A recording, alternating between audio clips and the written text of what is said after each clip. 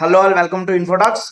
మనం IPL mega ఆప్షన్లో ఇప్పుడు కోల్కతా నైట్ రైడర్స్ ఆప్షన్ ఎలా జరిగింది అండ్ వాళ్ళు ఏ ప్లేయర్స్ని తీసుకున్నారు అండ్ మంచి టీం సెట్ చేసుకోగలుగుతారా లేదా అని చూద్దాం. First of all Kolkata night riders వాళ్ళు రిటెన్షన్ చేసుకున్న ప్లేయర్స్ని చూసుకుంటే మనం రింకు సింగ్ 30 crores తీసుకున్నారు. రింకు సింగ్ లాస్ట్ ఇయర్ మన ఇంపాక్ట్ రూల్ ఫార్ములా వల్ల కొంచెం మెయిన్ 11లోకి రాలేకపోయాడు, పెద్దగా అవకాశాలు రాలేదు. బట్ స్టిల్ రింకు సింగ్ని వాళ్ళు వదులుతారేమో అనుకుంటే 13 crores ఫస్ట్ రిటెన్షన్గా తీసుకున్నారు. సో రింకు సింగ్కి ఇవ్వాల్సిన వాల్యూ ఇచ్చారు అండ్ ఇంపార్టెన్స్ కూడా ఇచ్చారని అర్థమైంది. అలాగే మేబీ శ్రేయస్ అయ్యర్ ఉండుంటే టీంలో ఉంటానని ఉంటే ఆండ్రూ రసూల్ను వదులుతారేమో అనుకున్నాం. స్టిల్ ఆండ్రూ రసూల్ను వాళ్ళు ఇప్పుడు ఉంచుకోవడానికి ఆప్షన్ దొరికింది. 12 crores తీసుకున్నారు. యాక్చువల్గా రియల్ కేకేఆర్ ఏదైనా ఉంది, ఏ కేకేఆర్ టీం అనగానే మనకు గుర్తొచ్చే players Andre Russell and Sunil Narine. పక్కాగా వీళ్ళిద్దరు మనకు గుర్తొస్తారు అండ్ వాళ్ళిద్దరిని కూడా వాళ్ళు రిటైన్ చేసుకున్నారు. అండ్ సునీల్ నారాయణ్ కూడా 12 crores రిటైన్ చేసుకున్నారు. లాస్ట్ 4-5 yearsగా వాళ్ళకి మేజర్ కాంట్రిబ్యూషన్ చేస్తున్న మిస్టరీ స్పిన్నర్ వరుణ్ చక్రవర్తిని కూడా 12 crores రిటైన్ చేసుకున్నారు. లాస్ట్ ఇయర్ చాలా గట్టిగా పర్ఫార్మెన్స్ ఇచ్చిన ఇప్పుడు బార్డర్ గవాస్కర్ ట్రోఫీలో కూడా పర్ఫార్మెన్స్ ఇస్తున్న హర్షిత్ రాణాని 4 crores అన్క్యాప్డ్ ప్లేయర్గా, అలాగే రమన్దీప్ సింగ్ వాళ్ళకి మంచి ఫినిషర్గా ఉన్నాడు, 4 crores తీసుకున్నారు. బట్ ఆ టీం ఇందులో మనం ఆండ్రూ రసూల్ని చూసుకుంటే పేస్ అటాక్లో మంచిగా ఒక్కొక్కసారి 3 to 4 hours వేయగలడు. అండ్ యాక్చువల్గా ఆండ్రూ రసూల్ బ్యాట్తో మెరిపిస్తుంది కంటే బౌలింగ్తో చాలా మంచి కాంట్రిబ్యూషన్ చేస్తున్నాడు లాస్ట్ 2-3 yearsలో కూడా. అప్పుడెప్పుడో 2019 వరకు ఉన్న రసూల్ బ్యాటింగ్ అనేది మనకి ఇప్పుడు కనిపించకపోయినా స్టిల్ బౌలింగ్ చాలా ఎకనామికల్గా వేస్తున్నాడు, మేజర్ వికెట్స్ తెస్తున్నాడు. ఎప్పుడు కరెక్ట్గా వికెట్ కావాలో ఆ టైంలో రసూల్ వికెట్ తెస్తున్నాడు, ఎకనామికల్గా బౌలింగ్ చేస్తున్నాడు. సో ఇంతవరకు బాగానే ఉంది. హర్షిత్ రాణా మంచి పేస్ వేయగలడు. సో వీళ్ళిద్దరూ పేస్ అటాక్లో ఉంది.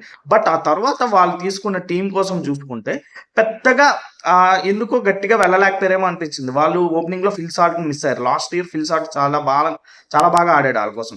బట్ ఇప్పుడు వాళ్ళకున్న బ్యాటర్స్ ఎవరంటే ప్యూర్ బ్యాటర్స్ ఎవరంటే రఘువంశీ 3 crores తీసుకున్నారు. బట్ మెయిన్ 11లోకి వస్తాడా లేదా అని తెలియదు. రామన్ పావెల్ హార్డ్ హిట్టరే, బట్ ఏ ప్లేస్లో ఆడిస్తారు?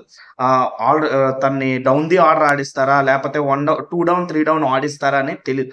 నా చాయిస్ ప్రకారం రామన్ పావల్ని ఒక 3 downలో ఆడిస్తే కొంచెం కరెక్ట్గా ఆ బ్యాలెన్స్ అంటే ఫినిషింగ్ అనేది చేయగలడేమో అనిపిస్తుంది. అండ్ మనీష్ పాండే మళ్ళీ కేకేఆర్ తీసుకున్నారు.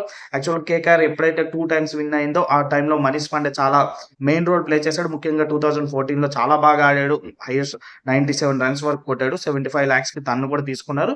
అజింక్య రహానే కోసం మళ్ళీ వెళ్ళారు 1.5 crores. మేబీ వాళ్ళు కెప్టెన్సీ కోసం ఒక ఎక్స్పీరియన్స్డ్ ప్లేయర్ ఉండాలి ఐపీఎల్లో. అజింక్య రహానేకి చాలా మంచి రన్స్ ఉన్నాయి. యాక్చువల్గా ఐపీఎల్లో చూసుకుంటే ఇంచుమించు 2017 వరకు అజింక్య రహానే ఐపీఎల్లో మంచి ప్రైమ్ బ్యాటర్గానే ఉన్నాడు. బట్ ఆ తర్వాత తనకి ఇంటర్నేషనల్లో వైట్ బాల్ పెద్దగా అవకాశాలు రాకపోవడం ఇవన్నీ జరగడం వల్ల ఐపీఎల్లో కూడా మేబీ ఇంపాక్ట్ తగ్గిందేమో అని నాకైతే అనిపిస్తుంది. ఆ తర్వాత టెస్ట్ ఫామ్ అన్ని మిస్ అవ్వడం. బట్ స్టిల్ ఎప్పుడైతే తన 2.0 మనకు 2023 సిఎస్కే చూపించాడు అండ్ సిఎస్కే ఆ టైం విన్ అవ్వడంలో అజింక్య రహానే చాలా మేజర్ రోల్ ప్లే చేశాడు. సో మేబీ లాస్ట్ ఇయర్ మళ్ళీ వాళ్ళ కాంబినేషన్స్ ఇవన్నీ దెబ్బ కొట్టడం వల్ల రహానే ఇప్పుడు సిఎస్కేలో లేడు, కేకేఆర్కి వచ్చాడు. అది కూడా ఫస్ట్ అన్సోల్డ్గా అయ్యి తర్వాత మళ్ళీ వాళ్ళు తీసుకున్నారు. మేబీ తన ఓపెనింగ్లో ఏమైనా ఆడిస్తారా నరైన్తో సహా అనేది నాకు అనిపిస్తుంది. ఎందుకంటే నరైన్ ఒక పక్క హిట్టింగ్ చేస్తుంటే రహానే కొంచెం బాగానే ఆడుకుంటాడు. లేదు అంటే క్వింటన్ డికాక్ని వాళ్ళు వికెట్ కీపర్గా తీసుకున్నారు కాబట్టి డికాక్ అండ్ రహానే ఏమైనా ఓపెనింగ్గా ఆడిస్తారని నాకైతే అనిపిస్తుంది నరైన్ని. ఎందుకంటే గంభీర్ ఉన్నప్పుడే నరైన్ కొంచెం బాగా పర్ఫార్మెన్స్ ఇచ్చాడు. ఇప్పుడు ప్రస్తుతానికి ఉన్న టీం ప్రకారం చూసుకుంటే నరైన్ ఇంపార్టెంట్ కంటే మిగతా బ్యాటర్స్ కొంచెం గట్టిగా పర్ఫార్మెన్స్ చేయాల్సిన అవసరం ఉంది కాబట్టి వాళ్ళందరికీ ఛాన్స్ ఇస్తారా అనేది నాకు అనిపిస్తుంది. ఎందుకంటే నరైన్ సడన్గా ఏమైనా ఫెయిల్ అయితే స్టార్టింగ్ మ్యాచెస్లో తర్వాత మ్యాచెస్ పుంజుకోవడానికి కూడా వాళ్ళకి అంత పెద్ద బ్యాటింగ్ ఆర్డర్ కనబడట్లేదు నాకైతే మాత్రం. So Ajinkya Rahane and Quinton డికాక్ను ఓపెనింగ్ పెడితే బెస్ట్ అనేది నాకు అనిపిస్తుంది. అండ్ గుర్బాజ్ ఉన్నాడు, బట్ గుర్బాజ్ అన్ని రకాల బౌలింగ్ అటాక్ని ఆడగలడా అని తెలీదు. బట్ లాస్ట్ ఇయర్ వరల్డ్ కప్లో కానీ మన T20 వరల్డ్ కప్లో కానీ చాలా బాగా పర్ఫార్మెన్స్ ఇచ్చాడు గుర్బాజ్. బట్ మెయిన్ 11లో ఉండొచ్చు, లాస్ట్ టైం కూడా ఉన్నాడు తను. అదే కాకుండా సిసోడియా ఉన్నాడు, సిసోడియా కూడా బ్యాకప్లోనే ఉంటాడు. వికెట్ కీపర్స్ వీళ్ళు ముగ్గురు, డికాక్ కానీ గుర్బాజ్ కానీ అండ్ సిసోడియా.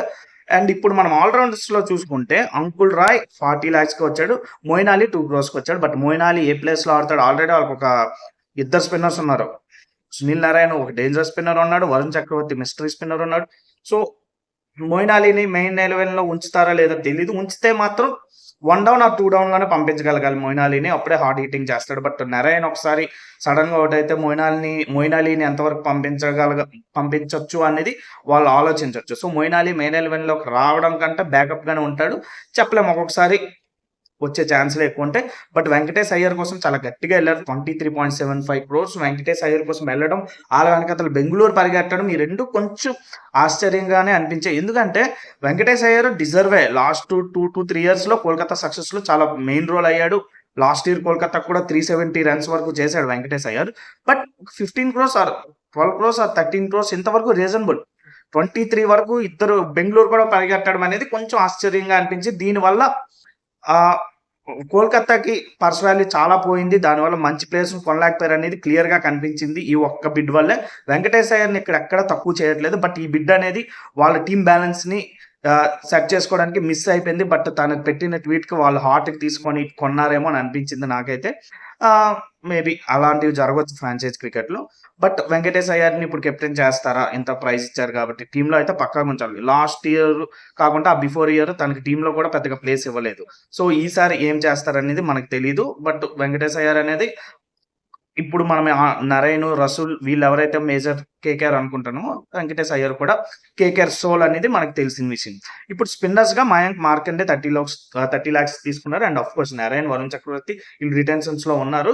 అండ్ మయాంక్ మార్కండే మంచి స్పిన్నరే. బట్ బ్యాకప్ గానే ఉంటాడేమో అనిపిస్తుంది. ఇప్పుడు పేసర్స్ కోసం చూసుకుంటే వైభవ్ అరోరా ఉన్నాడు, అన్రిచ్ నోట్రేజ్ ఉన్నాడు, జాన్సన్ ఉన్నాడు అండ్ ఉమ్రాన్ మాలిక్ ఉన్నారు. ఇప్పుడు అన్రిచ్ అనేది నోట్రేజ్ మనకి ఎప్పుడు వేసాడు, చాలా సార్లు మంచి బౌలింగ్ వేసాడు. 6.5 క్రోర్స్‌కి తీసుకున్నారు. బట్ ఇప్పుడు ప్రెజెంట్ ఆ ఫామ్ లో ఉన్నాడా అనేది నాకు కొంచెం సందేహంగా అనిపిస్తుంది. ఆ ఫామ్ లో ఉంటే మాత్రం హర్షిత్ రాణాకి మంచి ఇది దొరుకుతది, బ్యాకప్ మంచి సపోర్ట్ దొరుకుతది. ఎందుకంటే హర్షిత్ రాణా మంచి ఫామ్ లో ఉన్నాడు కాబట్టి. ఉమ్రాన్ మాలిక్ ఏమైనా సానబెడతారా మళ్ళీ ఉమ్రాన్ మాలిక్? ఎందుకంటే మన చందు గారు ఉన్నారు అక్కడ కోచ్ చంద్రశేఖర్. సో, ఉమ్రాన్ మాలిక్‌ని ఏమైనా సానబెట్టి తన్ని లేదు నువ్వు వెళ్ళు 150, 145 స్పీడ్‌తో మంచి లైన్ అండ్ లెంత్ నువ్వు వేయగలవు అని ఏమైనా మోటివేషన్ ఇచ్చి ఉమ్రాన్ మాలిక్‌ని దింపుతారా అనేది తెలీదు. బట్ ఓవరాల్‌గా పేస్ అటాక్ అయితే బానే ఉంది. బ్యాటింగ్ మాత్రం కొంచెం డౌట్‌గా అనిపిస్తుంది. ఇంతమంది ఎక్స్‌ప్లోజివ్ బ్యాట్స్‌మెన్స్ కనిపిస్తున్నారు. రింకు సింగ్ వీళ్ళందరూ ఉన్నారు. బట్ ఫినిషర్సే ఎక్కువ మంది ఉన్నారు. ఓపెనింగ్ స్టాండ్ ఎవరు కరెక్ట్‌గా ఇస్తారనేది తెలీదు. నరైన్ ప్రతిసారి లాస్ట్ ఇయర్ ఇచ్చినట్టు ఇస్తాడా అనేది మనకు తెలీదు.